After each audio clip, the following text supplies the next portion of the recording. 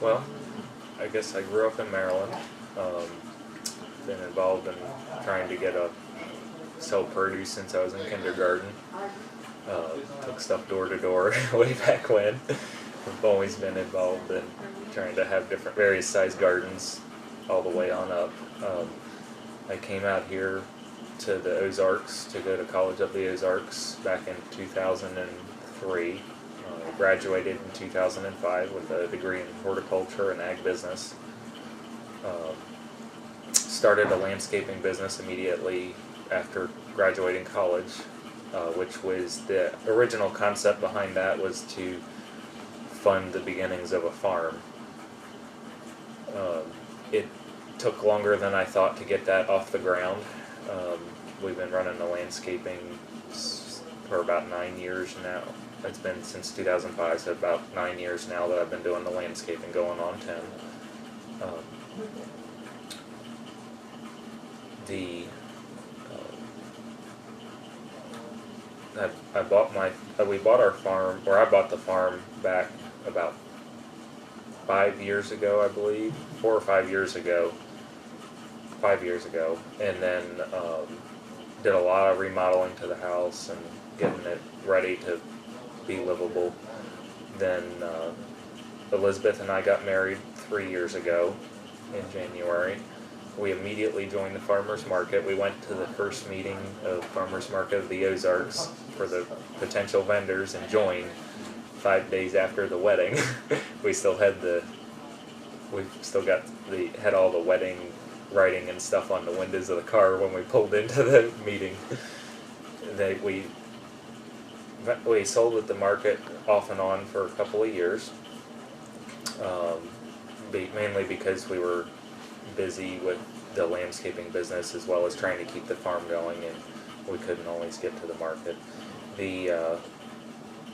When we were there, we noticed there was a huge deficit in the chicken area. And eggs. We started raising, I think we had a couple hundred egg layers, and we raised 1,000 meat birds that first year, and took them to a processor that has since quit processing chicken in Aurora. Towards the end of that year, we switched over from conventional feed to a non-GMO feed because it came more available, which is really in line with our value system, is doing a free range and a non-GMO feed. The processor wasn't doing as good a job as we had hoped, so we switched to one in Versailles, Missouri, which is about a 3-hour drive from Forsyth if we don't stop.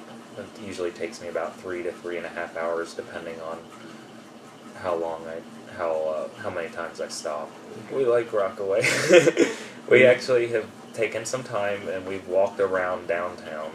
We parked down there in front of the post office and the community gardens, and we walked all the way up to the pizza cellar and the Lakeview Country Store, past the building that we're looking at. We think it's a beautiful town that needs businesses. We'd love to be able to see the community have a series of shops that maybe like a pottery studio. I know Elizabeth would love to see a florist shop down in the downtown area. There's not a lot of local food that you find in the Branson area. We think it'd be really awesome if the whole area became known for its quality local foods. Food is a draw. They'll drive for food where they won't drive for some other things. And this area is ready for it. And it's easily accessible to those in Forsyth area and east of Branson. It's easily to get to from Branson relative to going to Springfield, and you don't have as much of the Branson traffic. And for the processing side, it's easy to get to from Highway 65. With the processing plant going in, we're going to be having people come into town from Harrison, from Oklahoma, from Kansas, and from Missouri, because as far as USDA inspected chicken processors, there's only about 3 or 4 within probably a 3 or 4 hour drive. The concept originally started at our house. We were starting to set our carport up as a retail store so that we could sell chicken on farm. We were thinking about bringing in some beef and other products from some farmers that we know, grass-fed beef and other things, and produce, and selling them at a store on our farm and beginning to take food stamps there. We started changing our mind as we started thinking about building a processing plant. Then we found the little building in Rockaway Beach, and we were thinking, boy, this would make a really nice little store. Maybe we should not do the one at the house, because it's just the two of us right now, and we can only go one place, you know. Logistically, I don't think we could handle 2 locations at this point. I think we're going to end up with 2 locations in the near future. But to us, this store is going to be like a local meats butcher shop. You're going to, for part of the store, there's going to be a dry goods area, fresh local produce, which will supplement with organic produce we'll try to keep most of it in season, so you won't find tomatoes in the dead of winter. You'll find your seasonally appropriate produce, which will help keep the costs down, so it's affordable, and tastes better, because when things are in season, they taste better. But then we'll also have dry goods like your salts and your spices and your herbs, healthy fats and oils, and we're hoping to do some of those in bulk so that we can keep the costs down and increase the quality of what people are getting. And then we're going to have like the butcher shop end, where we'll have fresh local chicken, lamb, beef, turkey, and possibly some other meats, pork, as we're able to get it available. We're already working with other farmers to. So does that mean you're going to process more than just chickens?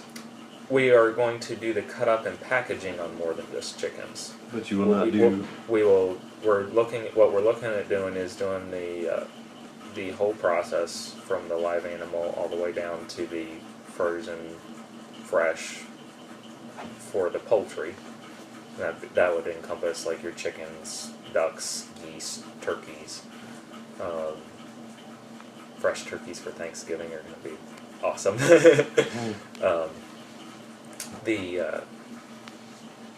But the beef and the red meat, we'll actually have some other farmers and other processors that are willing to raise the animals and take them to have them killed and cleaned and quartered, basically, and then we'll bring those in on a refrigerated truck to do the cut up and packaging for. We're also looking at doing some distribution and wholesale distribution to local restaurants and stores, which helps give us enough volume to be able to offer fresh product on a regular basis. Okay. Well, the chicken processing really doesn't take that much space up. It's probably, the building's about 2,000 square feet, and we're looking at maybe using a third of that for the chicken processing.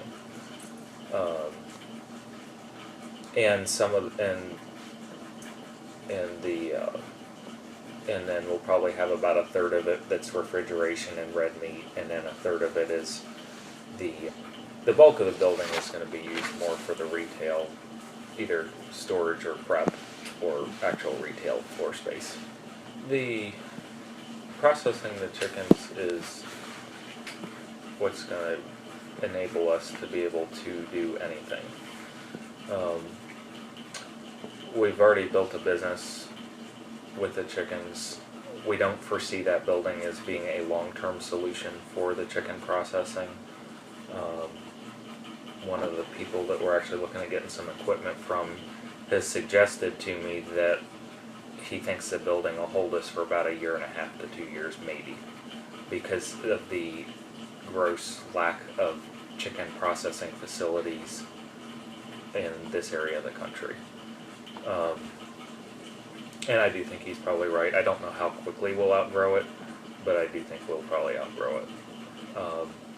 our hope is that in the time that we're there with the chicken processing, to be able to grow the retail store and the deli and some of the other products to the point to where we can take the chicken processing and move it to a different location that's a little bit better suited for it.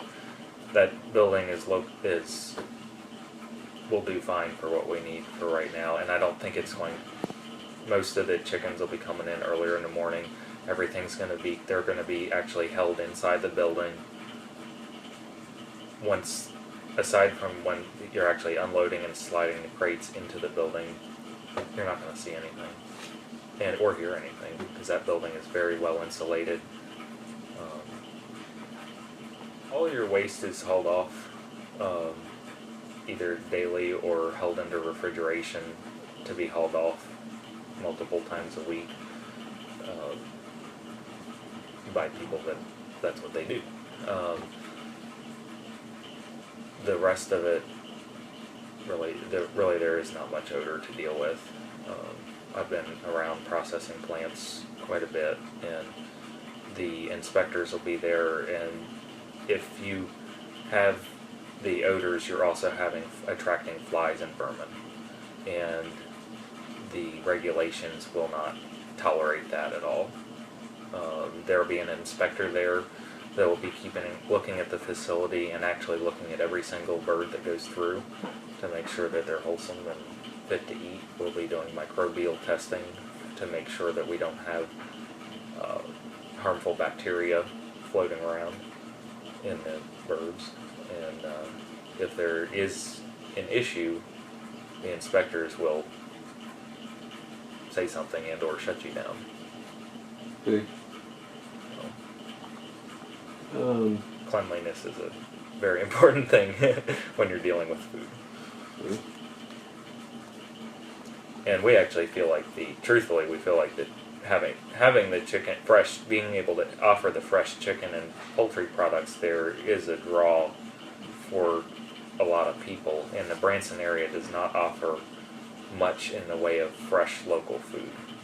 And it's a growing trend that people are looking for more and more local foods. And we feel like that Rockaway Beach could turn into a little safe haven, nutritionally dense area where you can find that good food. Yeah, we're still working on that. We've got several people that we know that raise produce. One of the things that we do want to do is be able to offer produce that is local. Most of the produce that we sell, we're going to try to keep it as local as we can. And along with that, we do want to be able to do some sanitizing and cleaning of produce. That'll most likely happen in off times when we're not doing chickens. And it'll happen in separate parts of the building as well. So the local produce is much better than what you get at the store. We've been disappointed many times by the higher prices and the lack of quality that you can find in this area in produce. And we're hoping to bring some of like what you would find maybe more up in Springfield down here. Well, we've got some people that are helping us with the concept and that have had experience in the food industry in the past, and they have said that having the little bit of food waste go into the water treatment plant will actually help with some of the microbes and bugs and help it stay working properly.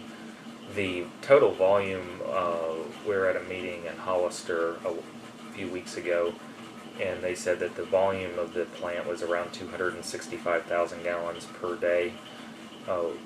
If we were to water chill or an ice chill the birds, we'd be looking at about 4,000 gallons probably on a processing day. We're actually looking at doing air chilling to minimize how much water we're using, and that'll cut that down a little bit. So I think if anything it'll help. It should help the plant, not hinder it. Well, starting out, we should be able to hire like 6 to 8 people, and then be for part-time work. Because right now we're looking at probably processing 1 day a week. I foresee that increasing to probably at least 2 days a week this year, maybe more, depending on how much business we get. The chicken processing is, or when you start talking local poultry, it's more seasonal. We're talking probably April through June, or not June, April through December, first week or month of January, where you'd stay busy. We actually raise birds year round.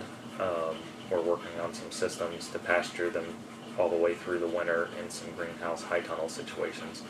We would probably it takes more labor to raise birds in the winter, so we're kind of thinking that if we take the labor that maybe isn't as busy at the processing plant or the store and transfer some of those to help on the farm when we have a higher labor requirement, that would help with the year-round, to give people year-round work.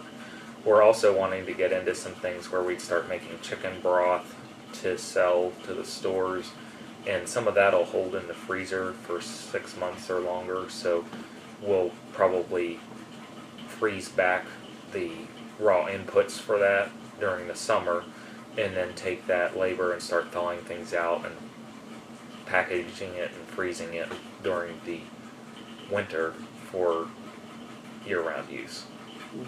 So we're hoping to basically pull enough different things together that we can give people a consistent employment situation, and something that they can actually make a living in. How do you think this will impact surrounding businesses? I would expect that it would draw business. We're going to have some cooked foods, obviously. I recently read somewhere that, when you have food businesses, that they generally do better if there are more of them next to each other. The processing plant won't be a prominent feature. It'll be a feature of the building, but it's not something that we're going to have publicly advertised, like on the building front. We're pushing the retail on the building, and the retail is food related. So I think that would actually be a help.